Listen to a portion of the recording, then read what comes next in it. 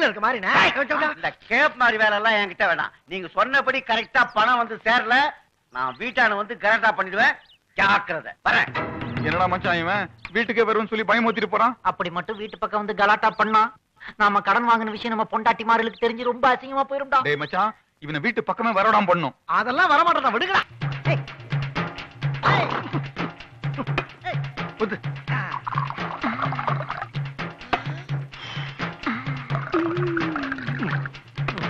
ஏங்க சோடா ஊத்திட்ட போதுமான்னு பாருங்க. சோடாவா ஊத்துன? அரஞ்சனா நான் என்னைக்கு சோடா ஊத்துனேன்? ஏங்க நீங்க தானே சோடா ஊத்தி தானே குடிப்பீங்க? அடி கிறுக்கச்சி, அது லோக்கல் சரக்கு, இது ஃபாரின் சரக்கு. ஃபாரின் சரக்குல சோடா ஊத்துறோம்னா கிக்கு இறங்கிடும். நீங்க ஒவ்வொரு நாளைக்கு ஒவ்வொரு சரக்கு குடிக்கிறீங்க, இது என்ன சரக்குன்னு எனக்கு அப்படிங்க தெரியும்? ஏய், புருஷன் ஒவ்வொரு நிமிஷமும் என்ன பண்றான்னு தெரிஞ்சுக்கணும். அவதான் பொண்டாட்டி. பத்தாய் அறிவிட்டு சரி, ஏன்டி இப்படி எல்லாம் என் உயிரை எடுக்கிறடி?